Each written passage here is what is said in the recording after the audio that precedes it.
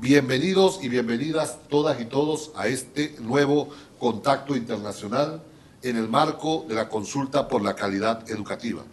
En esta oportunidad conversaremos desde Buenos Aires, Argentina, con el profesor Norberto Fernández Lamarra.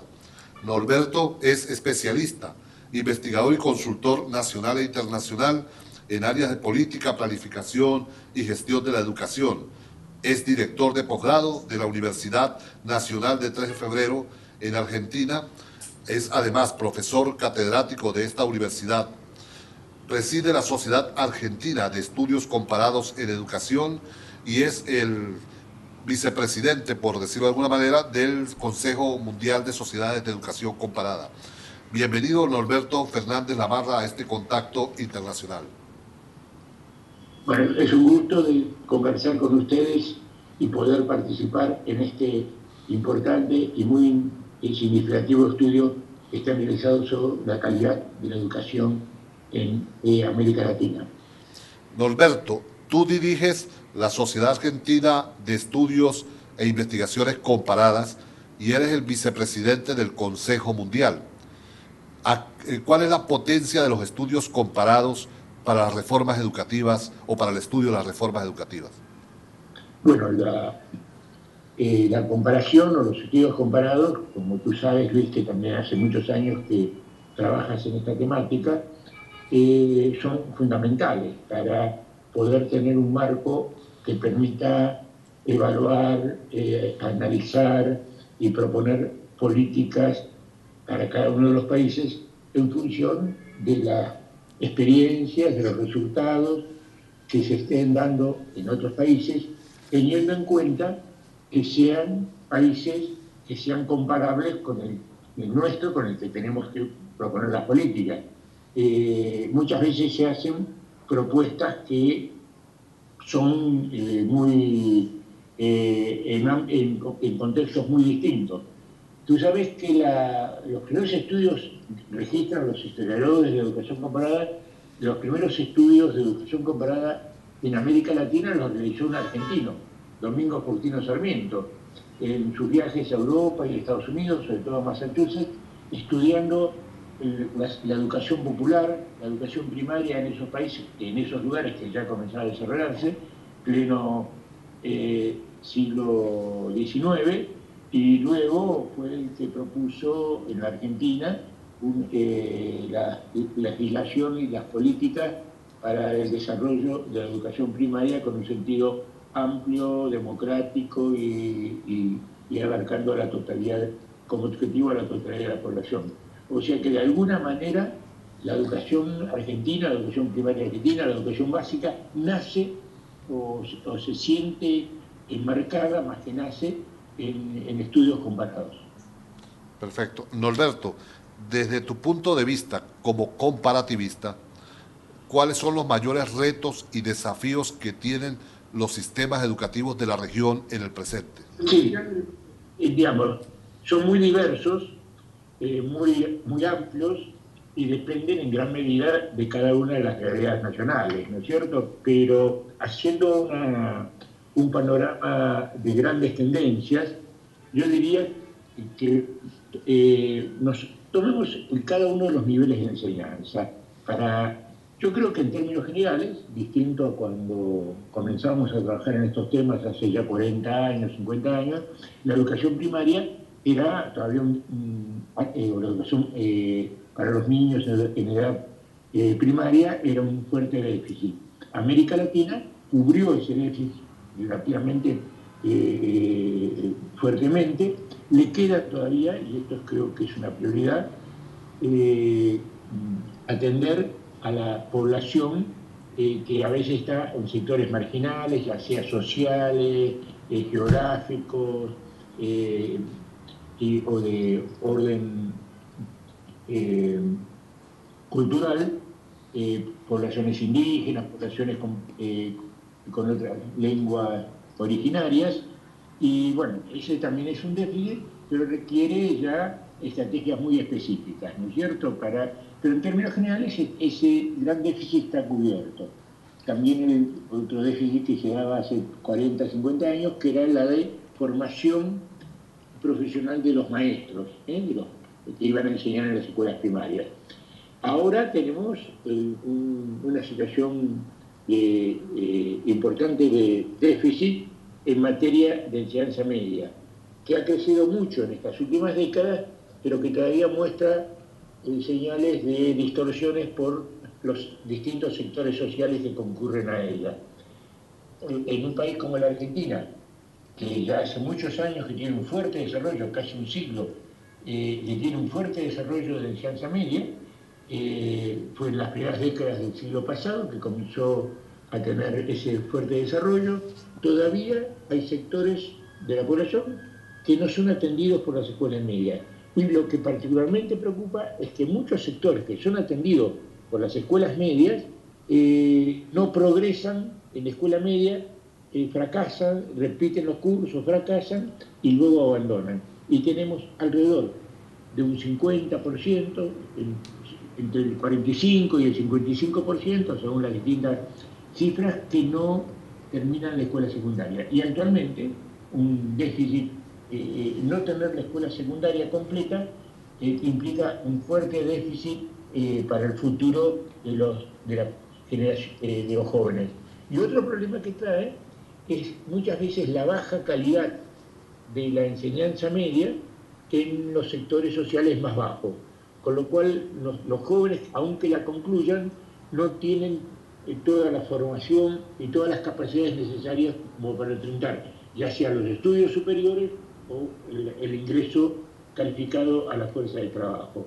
Entonces, como la preocupación de ustedes es un tema centrado en el tema de la calidad, creo que hay que enfatizar fuertemente el hecho que hay que asegurar en América Latina niveles, digamos, adecuados, niveles satisfactorios de calidad para toda la población, y no que sigamos manteniendo sectores de la población que reciben educación de muy buena calidad y otros sectores, generalmente los sectores sociales pobres, que reciben una educación secundaria, en este caso, de menor calidad.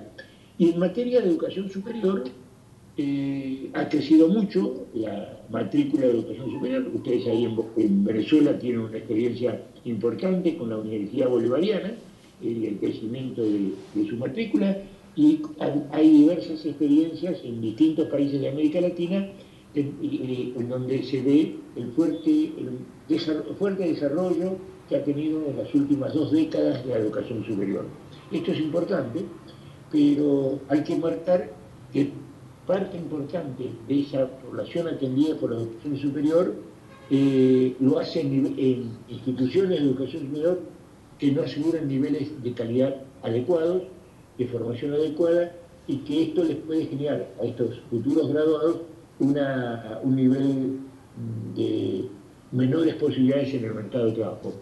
Y otro problema que se presenta en algunos países como la Argentina es, nosotros tenemos a las universidades públicas ingreso libre prácticamente, pero gran parte de los jóvenes que ingresan en la Argentina a la educación superior, a la educación universitaria pública, ingresan de forma muy amplia, se quedan en el primero y segundo año, porque vienen con niveles de formación en la escuela secundaria que no les alcanzan para satisfacer los requerimientos de la educación universitaria.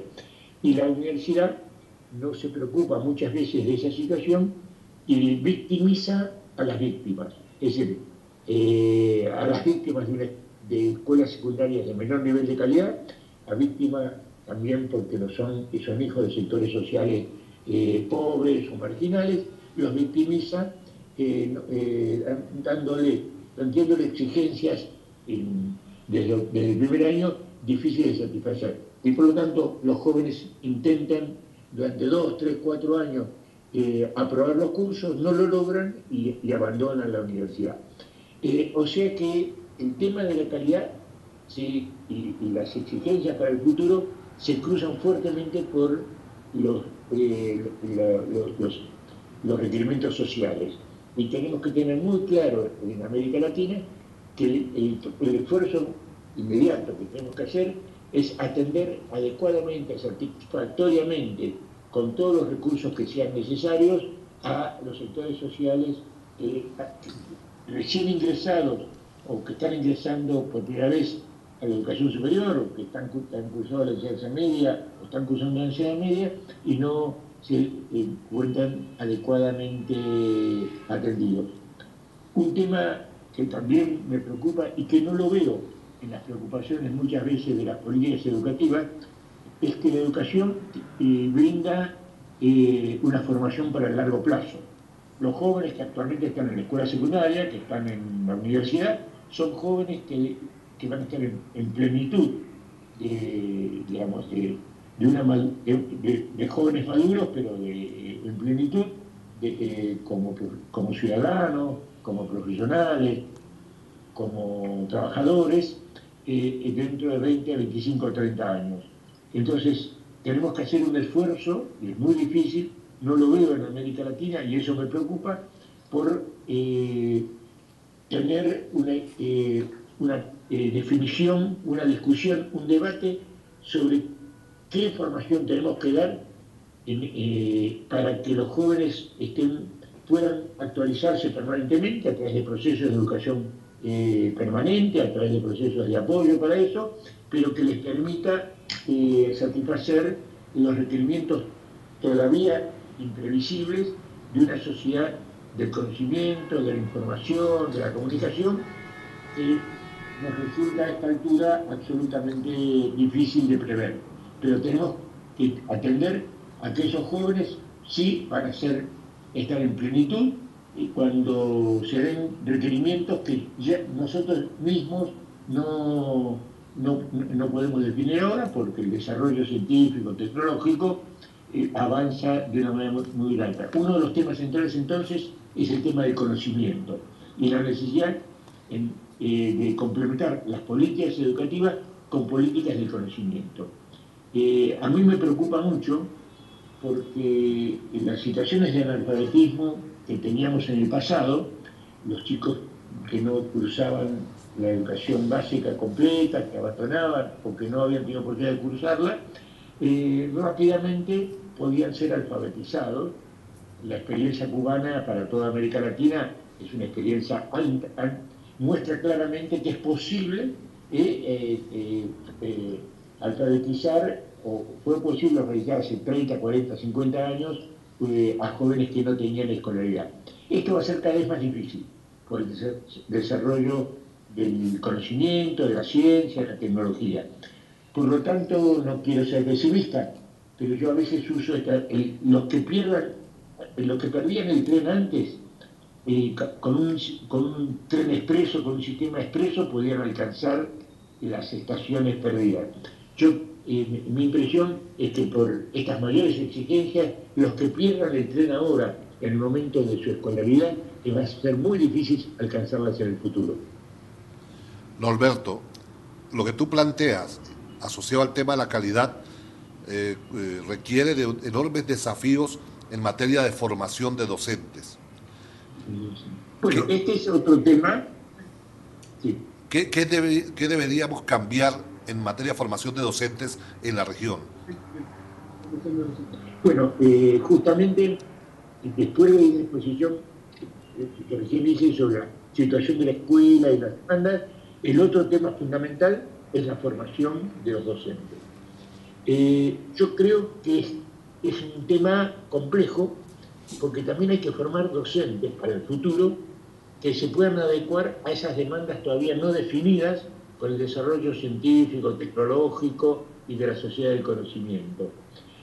Pero me preocupa, parte de esa formación para el futuro, me preocupa en lo más inmediato que nosotros tenemos sistemas de formación docente para desempeñarse en los sectores integrados de la sociedad, en las zonas urbanas, en las zonas rurales integradas, es decir, en cambio, no tenemos en general, por lo menos por lo que yo conozco en muchos países de América Latina, hay algunas experiencias interesantes en algunos países, pero no son masivas, la formación de docentes para atender prioritariamente a los sectores sociales de menores recursos, bajas bagajes culturales, familiares y sociales menores, y por lo tanto yo sostengo que a esos lugares deben ir los docentes mejor formados, los docentes con mejor experiencia. En general, como no se les paga un salario adicional importante, por lo menos en muchos países, quizás en algunos sí, los docentes, por razones obvias, a igual salario, prefieren ir a escuelas con menor complejidad social y cultural.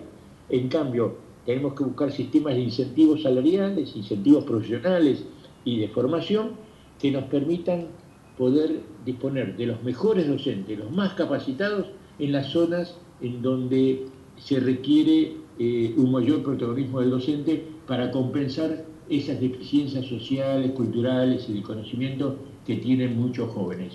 Y este es un tema de mediano plazo, largo plazo. En lo inmediato tenemos que trabajar en la capacitación de los docentes que tenemos, pero tenemos que pensar ya mismo la formación, la nueva formación de los docentes. Justamente esto es una manera también de invitarlos a ustedes y a los colegas de Venezuela. Nosotros estamos organizando para el mes de diciembre próximo, la segunda semana de diciembre, si no me equivoco así rápidamente, un congreso internacional sobre formación docente, que lo organizamos conjuntamente con la Universidad de Barcelona, que es quizás en España y en Europa uno de los centros más importantes en materia de formación y formación permanente de los docentes y formación docente. Y lo organizamos con el Ministerio de Educación de Argentina, con su Instituto Nacional de Formación Docente y con una universidad pedagógica que funciona en la provincia de Buenos Aires. Lo hacemos en la sede de nuestra universidad, la Universidad Nacional de 3 de Febrero. Así que esperemos que esto desde ya sirve de invitación. De invitación, ¿no es cierto? Creo que quizás ya la han recibido, pero si no, sirve de una reiteración de esa invitación y esperamos que ojalá puedan distribuirla entre los docentes de vuestro país, de Venezuela, y ojalá puedan mandar los trabajos. Hemos ampliado el plazo ahora hasta fines del mes de agosto y puedan también participar en nuestro congreso en Buenos Aires. Justamente la realización de ese congreso nos entusiasma o nos preocupa especialmente por la importancia que para nosotros tiene este tema que has planteado, la nueva formación de los docentes, los nuevos sistemas para la capacitación permanente de los docentes y la manera en que los docentes puedan acompañar conjuntamente acompañar a las políticas educativas que atiendan tanto a los problemas sociales como los requerimientos de la sociedad del conocimiento. Norberto, pareciera existir un divorcio entre la investigación docente y la toma de decisiones en políticas públicas. ¿Cuál sería la ruta para mejorar ese mecanismo de integración entre investigación y decisores y la relación con los decisores? ¿Hay algún camino a partir de tu experiencia expedito para mejorar esa relación? Bueno, esto también tiene mucho que ver con la formación docente. Yo creo que habría que convertir a los docentes, además de buenos docentes para la enseñanza, en investigadores ellos mismos. Creo que la escuela, el aula, es un punto esencial para investigar sobre los requerimientos específicos que se tienen en esa escuela y en esa aula. Y tenemos que dotar a los docentes de aquellos instrumentos que les permitan ser ellos los investigadores. Muchas veces usamos, y este término lo uso con doble sentido, usamos a los docentes para hacer investigaciones que vienen desde las universidades, desde otros centros de investigación. Al contrario, tenemos que convertir a los docentes en protagonistas de la investigación educativa. Y esto requiere ser atendido fuertemente en la formación inicial de los docentes y en los procesos de formación permanente. Si tuviéramos un sistema en donde los docentes se convirtieran efectivamente en los verdaderos investigadores de la realidad educativa, eso contribuiría fuertemente al mejoramiento de la calidad y de una educación que responda a los requerimientos específicos de cada escuela, de cada aula, de cada comunidad. Para eso también hay que hacerle a los colegas investigadores plantearles un desafío.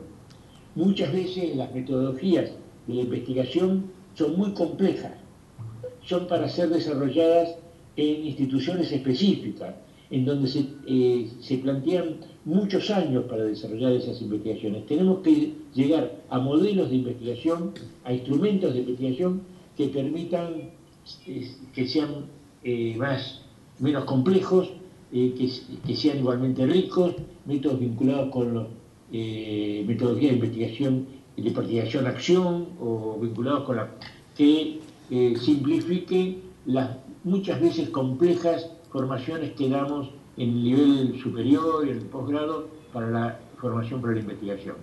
O sea, yo planteo siempre que este es un desafío que les tenemos que plantear a los investigadores, a nuestros colegas que se dedican fundamentalmente a la investigación y a la enseñanza de la investigación. Tienen que brindarnos modelos que nos permitan este hecho de que en todo el sistema educativo tengamos investigadores y que los principales investigadores, o por lo menos los que sean importantes investigadores, sean los propios docentes, los propios directores de las escuelas, los propios supervisores, es decir, un sistema que se investiga a sí mismo. Norberto, tú has estudiado los sistemas educativos regionales en los últimos años. Si nos atrevemos a soñar y te invitan a una cumbre de la CELAC, de UNASUR, de Mercosur, y te piden de manera sintética 3 ideas fuerza para transformar los sistemas educativos de la región, ¿cuáles serían esas 3 ideas fuerzas para ti, Norberto?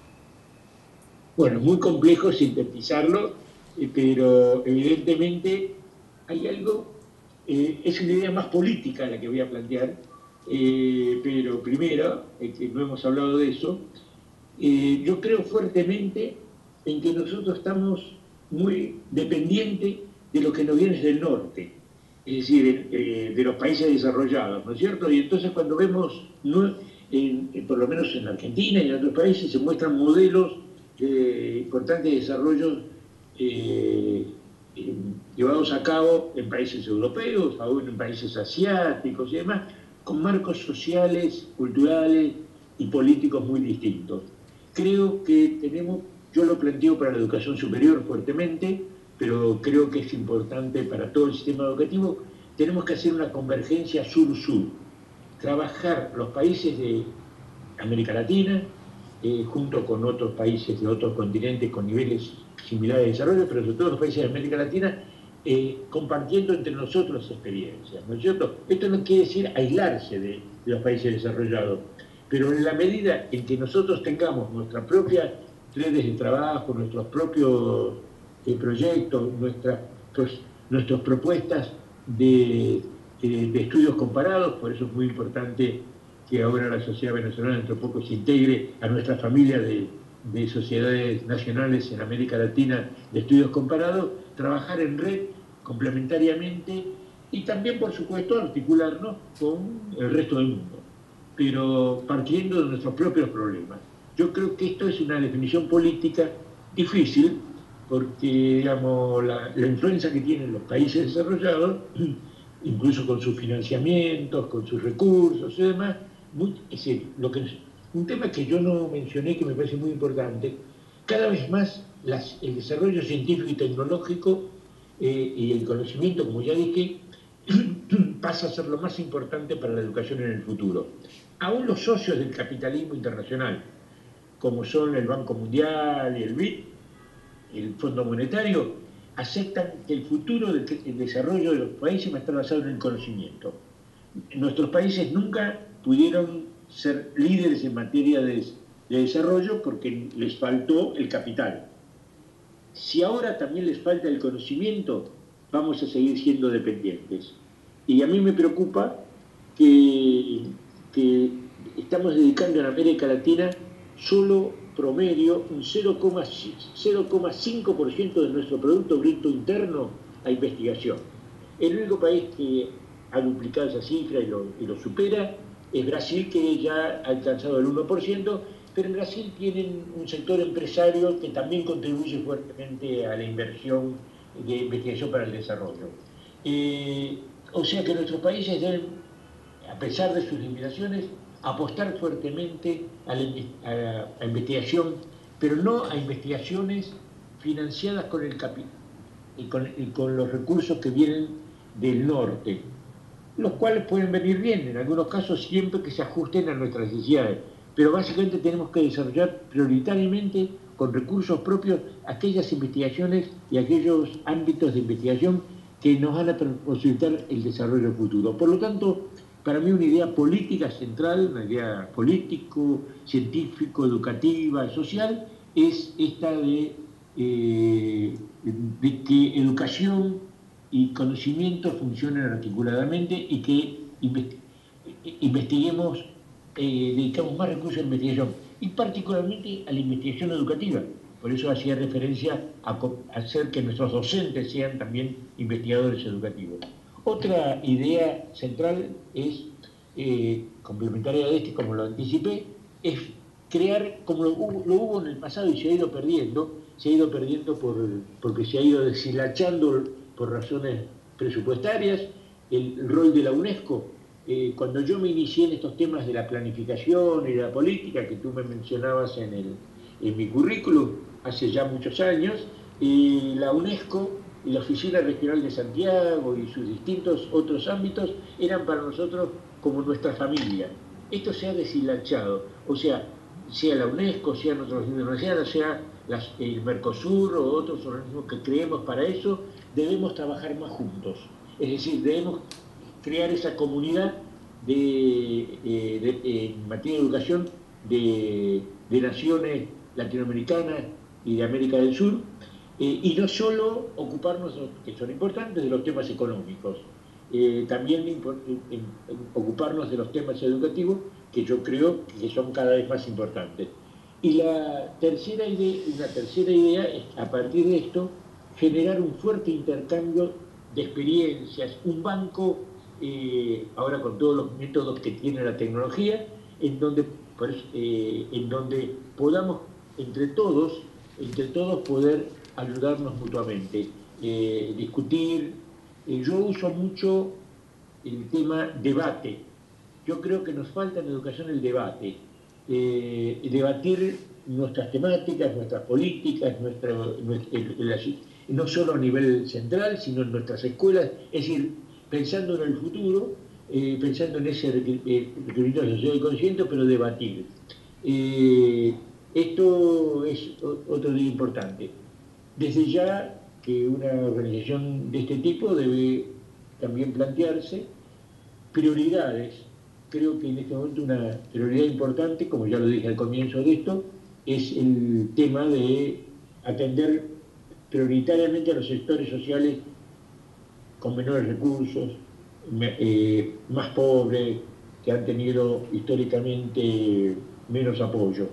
Y para eso tenemos que formularnos un programa específico. Y otro programa, Europa lo hizo, es tener recursos para la movilidad de nuestros estudiantes, sobre todo del nivel universitario, y para los docentes, y para los profesores, y para los académicos. Europa salió de 2 guerras mundiales tremendas y creó una Unión Europea, creó ahora un espacio europeo de educación superior con 47 países, después de haber estado enfrentado por 2 guerras mundiales y millones de víctimas de esas guerras, ¿no es cierto? Y lo hizo a través del intercambio y de la movilidad de estudiantes y de profesores. Nosotros en América Latina, hace poco lo pudimos comprobar en ocasión del Campeonato Mundial de Brasil, ¿no es cierto? Muchos colegios, como tú sabes, Luis, Argentina llegó a la final, finalmente perdió con Alemania, pero tanto el público brasileño y de otros países apoyaba a Alemania en vez de apoyar al país de América Latina. Supongo que eso nos pasaría en cualquier otro país. Es decir, crear la comunidad latinoamericana genera crear también esa hermandad en donde lo que nos pase a un hermano de América Latina lo debemos apoyar o sufrir todos. Norberto, para ir cerrando este contacto internacional, nos gustaría que le dirigieras un mensaje a los maestros, a las maestras, a los profesores y profesoras venezolanos y venezolanas que en sus aulas están discutiendo el tema de la calidad educativa como una oportunidad para avanzar en la transformación del sistema educativo nuestro y los regionales. ¿Cuál es tu mensaje para esos maestros y profesores? Bueno, el mensaje es que todos nos sintamos protagonistas, eso es lo fundamental. Es decir, nuestros docentes, nuestros profesores, nuestros maestros deben sentirse protagonistas y desde las esferas públicas, desde las políticas públicas, desde la planificación, debemos hacerlos sentir protagonistas. Tú sabes, Luis, porque lo has estudiado también en tu país y en otros países de América Latina, que la mayor parte de las reformas educativas fracasaron en América Latina. Fracasó en la década del 70 una reforma muy importante como la peruana, fracasó también en el mismo época una panameña, y así sucesivamente fracasaron. Y fracasaron básicamente porque todas esas reformas educativas vinieron de arriba para abajo. Vinieron desde los gobiernos, desde los sectores académicos, y sin ninguna participación de los docentes. Por lo tanto, cualquier cambio educativo, cualquier reforma, cualquier mejora requiere el fuerte protagonismo de los docentes. Incluso yo recién mencionaba también para las tareas de investigación, ¿no es cierto? Es decir, y los docentes deben sentirse protagonistas. Yo siempre digo que cuando se hace una reforma educativa y los docentes no son consultados ni sus opiniones tenidas en cuenta, porque no es convocado, da su opinión o participa cuando le toca a él, cuando la reforma llega a la escuela. Y entonces, ¿qué hace? Es oponerse, porque es la manera de hacer sentir su voz. No sé si les ha pasado a ustedes en Venezuela, aquí en la Argentina nos ha pasado en muchos países de América Latina. Entonces, la única manera de sumarlos a un proceso de cambio, de reforma, de innovación, es que en el marco de las políticas le demos protagonismo a los docentes, que fomentemos. Nosotros estamos trabajando fuertemente en el tema de la innovación. La innovación debe ser estimulada, debe ser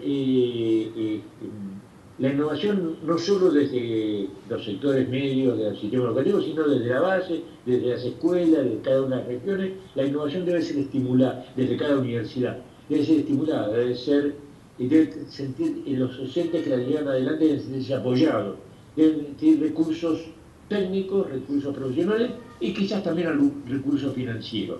Nos ocurre en la Argentina muchas veces, no sé si también en otros países, que muchos docentes que son innovadores ocultan esa innovación a la vista de sus superiores, porque saben que si los supervisores y los directores superiores de los ministerios se enteran de esas innovaciones, se las van a hacer abandonar. Entonces la mantienen en secreto. Todo lo que sería deseable es eso al contrario, se estimulase, se evaluase, se difundiese, se corrigiese lo que fuese necesario para que sea esa la verdadera usina de producción de la innovación para el futuro de nuestra educación en cada uno de nuestros países, en cada una de nuestras regiones, en cada una de nuestras escuelas y también en América Latina. Conversamos hoy desde Buenos Aires, Argentina, con Norberto Fernández Labarra, académico, investigador, autor de numerosas publicaciones e investigaciones, presidente de la Sociedad Argentina de Estudios e Investigación Comparada y vicepresidente del Consejo Mundial de Sociedades de Educación Comparada. Gracias, Norberto, por este contacto, por darnos tu opinión en esta consulta internacional por la calidad educativa. No, al contrario, el agradecido soy yo y los felicito por esta iniciativa. Realmente es muy importante para ustedes en Venezuela y para todos en América Latina. Gracias, Norberto.